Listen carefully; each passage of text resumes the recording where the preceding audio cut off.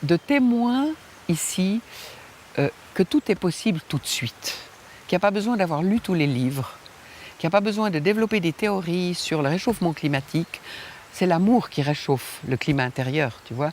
Donc laissons-le faire et rendons-nous compte que de réfléchir et de faire des bilans terroristes, des bilans dramatiques sur la situation, ça prend beaucoup de temps. Et moi j'ai envie de vous dire, combien de temps est-ce qu'on passe à appliquer des solutions possibles, tu vois, et à faire des choses qui transforment le monde immédiatement. Donc quand on vit avec des enfants qui meurent, et la mort des enfants, c'est pas dans la nature des choses, et quand on vit avec des gens qui ont été exploités depuis 5 siècles et qui vivent à 1000 mètres sous terre, la seule chose utile, c'est la joie. La seule chose utile, c'est le rire. Et si j'avais pas ri et chanté avec des centaines de personnes en prison, dans les rues ou dans les ordures où je travaillais en Bolivie, il n'y aurait pas voie libre, je peux te le dire. Donc, j'ai rien à voir là-dedans, parce que le rire, l'amour, est dans le cœur de chacun. Mais il faut juste le déterrer. Parce que nos vies ont fait qu'il y a une espèce des papiers mouillés sur notre cœur et que le feu ne prend plus.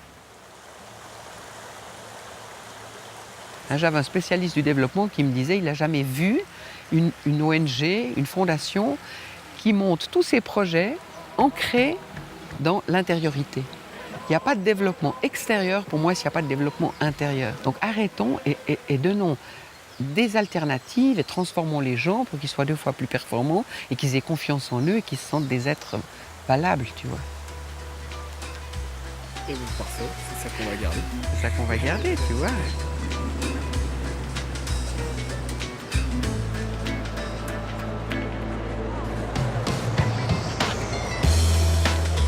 Un peu partout sur la planète, des gens ordinaires changent de logiciel. Leurs actions sont désormais guidées par la coopération et l'altruisme. Tel le système immunitaire d'une société malade, ils sont la preuve qu'un monde plus sain est bel et bien en marche. Por eso tenemos que unirnos, ya estamos uniéndonos, que por primera vez nos unimos los 5 continentes y las 2 razas, el indígena, el campesino y el ciudadano. Ese es el mensaje para mí desde el Amazonas que traigo a este evento para el mundo entero. Muchas gracias. We began with the idea of the seed satyagraha, that, like Gandhi said, we will not cooperate with these laws, not in our minds and not in our hearts. They don't exist for us. We will function in the commons of our biodiversity and in the commons of our knowledge. Grazie. Grazie Serge.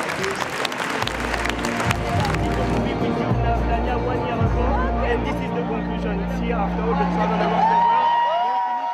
So the real challenge is we have to have confidence in our capacity as ordinary citizens to bring change. We have to recognize is we are not atoms in society, we are community. That we start seeing ourselves as relationships, not as isolated individuals. The minute you break out of your isolation, you experience power, the power of togetherness. And it's our isolation that the dominant system has constructed in our minds. That is why Margaret Thatcher, who brought neoliberalism to England, said, there is no society, there are only individuals. It's vital for global corporations to reduce people to think of themselves only as consuming individuals. We have to see ourselves as creative communities, the earth communities, the human community, our local communities, and amazing power comes out of that.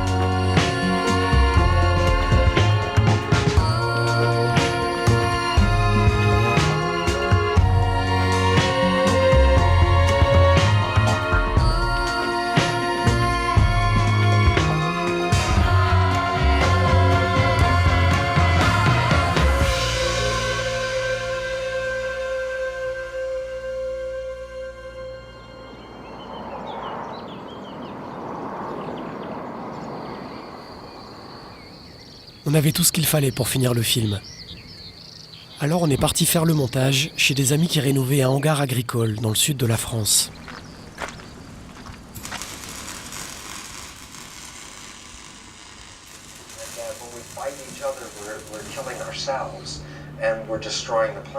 Donc là, il conclut que c'est la compétition qui nous tue en fait. Ça, c'est la deuxième option. Mais ça, c'est pas mal de terminer là-dessus. Bah oui, donc là, on a notre première fin de partie en fait. Du coup, si jamais on rebase tout un système et des institutions sur ces valeurs et sur cette perception du monde, cet rapport à la réalité, au monde et au vivant, on manifeste un monde différent. Exactement.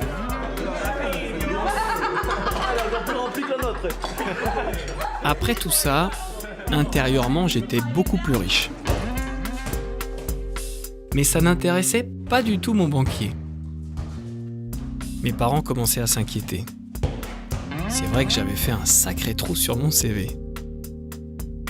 De mon côté, je me demandais surtout comment trouver un travail qui ait du sens. Alors on est parti poser la question à mon conseiller d'orientation Satish Kumar, qui enseigne à l'université Schumacher dans le sud de l'Angleterre.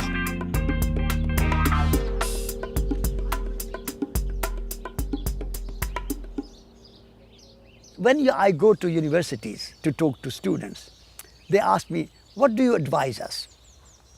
I say to the students, my advice to you is that when you leave your university, don't seek an employment.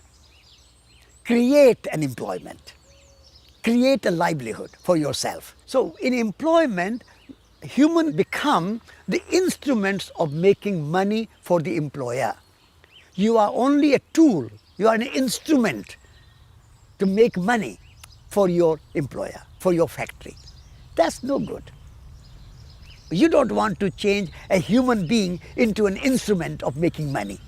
Human being is a creative being.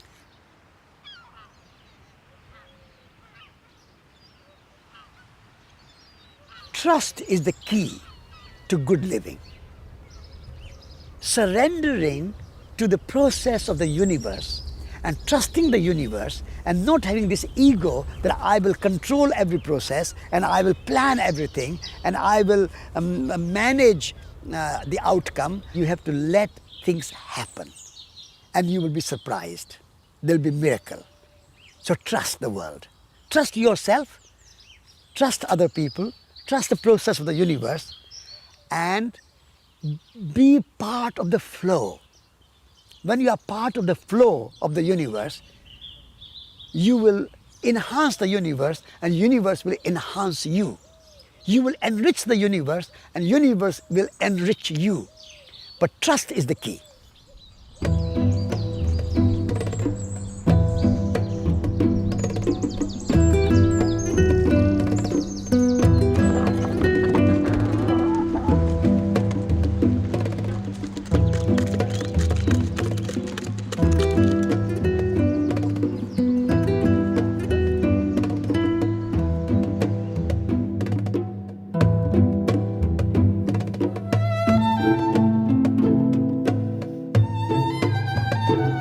En m'échappant de New York pour faire ce film, je voulais changer le monde.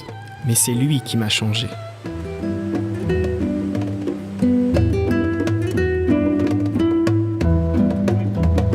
Pendant ce temps de voyage, passé à rencontrer l'humain, redécouvrir la nature et décoloniser mon imaginaire, j'ai trouvé certaines réponses à mes questions. Mais j'ai surtout trouvé la joie.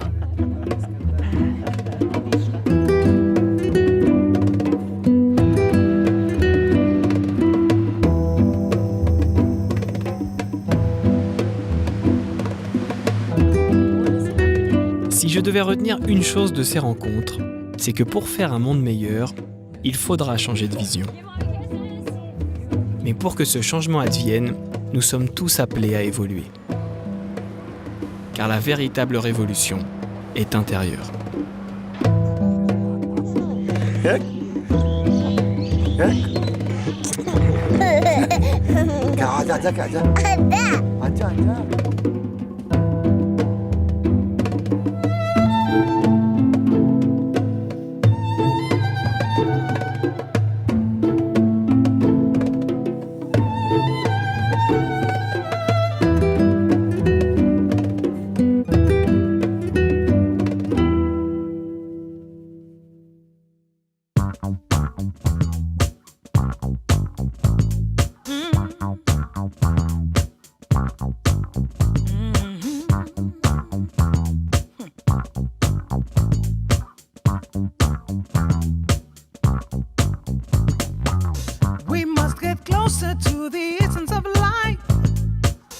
But be aware that it takes courage and strive.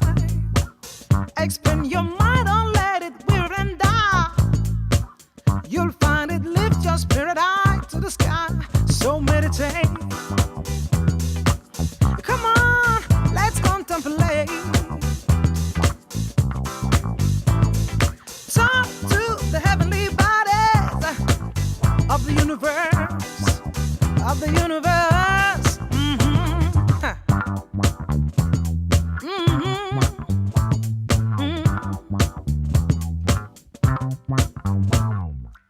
We must get closer to the essence of life, but be aware that it takes courage and strive.